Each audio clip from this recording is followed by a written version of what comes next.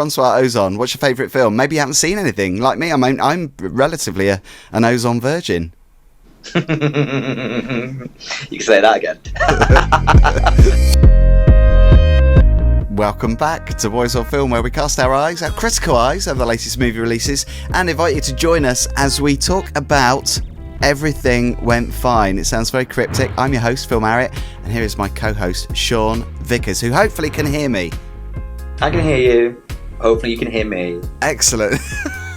This could be an editing job. Might have to remap your audio alongside your delayed response to things. I think that's very now. It's very Gen Z. Something out of sync. Perfect. So we're talking about Francois Ozon today. His latest film. We saw his last film back in, I think it was 2020, and that was Summer of 85. Summer of 85. Yeah. Was that 2020? Oh, it's a while ago, Phil. It's so weird because this is a director that's really respected. He's kind of in the top tier of new wave French cinema, isn't he? Much like, I suppose, in Spain, Pedro Almodovar. I always get his name wrong. I used to say Almodovar, but it's Almodovar, isn't it? The pronunciation on dough, apparently. Dough. So Summer of 85, that's a film that I want to see again because I liked it when we saw it, but I came away from it and it stuck with me, and I read lots of reviews that explain certain scenes, and it made me want to go back into it and see it with a clear head almost. I have never wanted to go back and visit it again. Oh really? Okay. I can't remember what we gave it as a rating. We have to go back. I feel like I gave it 3 stars. It was a very solid 3 maybe? Solid 3. Fluffy 3. Okay. Yeah, solid 3. So this is the new film, Everything Went Fine. It's based on a memoir by his late writing partner, who's Emmanuel Bernheim, who died, I think, 5 years ago. It tells the story of a family, father, estranged mother, 3 kids. The father has a stroke, quite a severe stroke, and it tells the story really about how the family rally around him and his wishes with regards to what happens post-stroke. So Sophie Marceau plays Emmanuel. She's been in quite a lot of films from the last 10 years or so. And Braveheart. Braveheart, I was going to say, yeah, back, when was that? Late 80s, early 90s? 9,000 years ago. I still haven't seen it. It's one of those films that everybody's seen apart from me. The World Is Not Enough, she was in that as well, Beyond the Clouds. André Dussollier plays André, the father. Geraldine Palas plays Pascal, the sister. Pascal. And Charlotte Rampling. Now let's talk about Charlotte Rampling first of all, because I'm sure you do as well. I love Charlotte Rampling. Every film that she's in, I'm always there, even if I'm not necessarily a fan of the director or the story sounds a bit limp. I mean, to be honest, she never picks movies where the story is a bit limp. She was in 45 Years, which is one of my favourite films the last 10 years. Did you see that? No, she's great. And I agree with you. Charlotte Rampling is a real star. She always plays a certain kind of character. She's got one of those faces. She has. That's a bit grumpy. Staunch/grumpy. And I think that she plays into that. She does. She always plays somebody who's a bit weathered by life. Yeah, and a bit pissed off. Yeah, I love that because it's real, isn't it? Yeah. But I was a bit concerned because I had a funny feeling going into this film that she wasn't going to be in it much, and lo and behold, she's not in it much. But she's plays the mother. She does. Or the ex-wife. She is the mother and the ex-wife. Yeah. Because I think what comes through the story is his bisexuality. And you get the sense that this is something that tore the family apart slightly. That plays into, I think the lead actor plays into it really well about that. That's, him being bisexual. And there's certain moments that are quite touching, actually. There are. It's a light-hearted thing, which is quite a heavy storyline. That's a really interesting point, because you would think with the premise of the story, if you read the synopsis, you'd think, oh, that sounds really harrowing. I must admit, I didn't think I was in the mood to watch this today, because I've had practically no sleep last night. I've had about 2 hours sleep because the dog was up a couple of times in the night. So I didn't think that I was going to enjoy it. But it wasn't as harrowing as I thought, despite the subject matter, because there is some humour scattered throughout quite a lot. Yeah. I mean, largely thanks to the cantankerous nature of the father, who I think is played brilliantly. Yeah, brilliantly. There's a moment, and this is no spoiler, where the fiance of the lead is helping Kim get into their apartment, and they fall over, and he lands on top of it, and he kind of goes, "I'm quite into this. I quite like It's this. quite nice." Yeah. It's so brilliant. But the dynamic, the family dynamic is really interesting because the two daughters, there's flashbacks to when they were younger, and particularly the protagonist, who's Sophie Marceau. She plays Manuel. When it flashes back, you can see that the relationship between her and her father, it's not great, and they don't seem to have much love for each other. But obviously this film, as it rumbles on, there is a real love for each other there. Clearly the sisters are quite tight. There's a really nice moment where they kind of like hold each other and put their feet together. They do a little thing in the hospital, and I was like, oh, that's from their childhood, that they remember. It's something of comfort. And I feel like she does care for her father, and I think that comes through after he's had his stroke, and there's definitely an energy between the two sisters and their father vis-a-vis their brother, and there's a definite negative energy against their brother. But I think you get some traditional family dynamics here, which is, not all families get on, and there's something going on there. Their mother is something else. So, and I think that plays through quite nicely in the script. I think, it feels believable. Yeah, because the mother, Charlotte Rampling, she's a sculptress, but she's got health problems as well. And there's a really interesting character called Gerard. Whatever happened.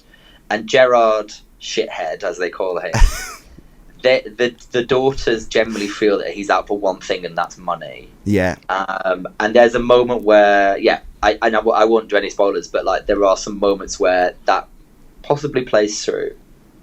What did you think of the father's persona? Because he was cantankerous, and he was kind of playful, because he said a lot of things with a sense of humour, but you could tell that obviously it was getting the backs up of the rest of the family.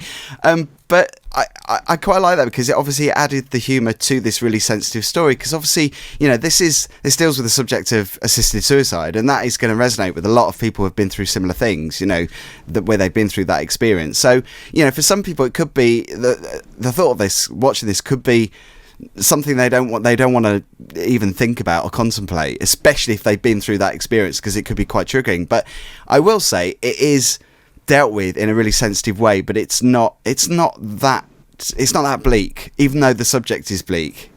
No, I think it's dealt with in a very matter-of-fact way. They don't sugarcoat it, but at the same time it's very kind of like a process, and it's a set of decisions that someone goes through. And I think I think it's kind of portrayed in a very sympathetic way in the film. It's not seen as some kind of grotesque process. It's someone trying to fulfill the wishes of their father. And so, I think it's interesting. And obviously that's in Switzerland, and they're in France, and some of those legalities that sit around that. But in a weird way, that is the backbone of the story, but it's not the crux of the story in a way.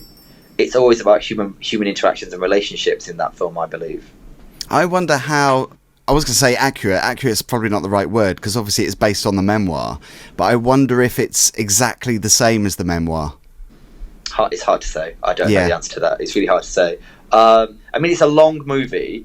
It's a good solid 2 hours, I think, right? Yeah. But it ticks along very nicely. I'd say it's beautifully put together. It's very different. It's a very different kind of story for Francois Ozon. Yeah, I could see similarities with Summer of '85, mainly down to the cinematography, I suppose. That was kind of similar, but it reminded me more of Pedro Almodovar's stuff. Yeah. In tone. There was a lot of character acting, character development in that piece of work, which often you think about with someone like Almodovar. And the dark humour, I guess, as well, was quite similar. Yeah. And I think it was well placed, actually. The dark humour and the lightheartedness against the backdrop of something that's a very serious, stroke, assisted death. It plays you quite well, and that is hats off to Francois Ozon for being able to do that.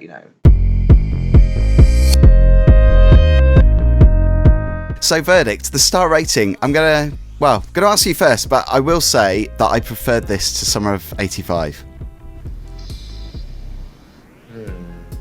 I'm going to give it 3 stars. Oh, okay. I thought we might agree on. I had a funny feeling you were going to be lower than me. I give it 3 stars. I enjoyed it. I think it's a really compelling, solid piece of work. I think it manages the topic aplomb. It does a fantastic job of managing the topic. I think all the performances are stellar. But is it up there with films I've seen this year? I don't know. I enjoyed it, but it's, as you know, I'm a hard marker, Phil, so a solid 3 stars for me.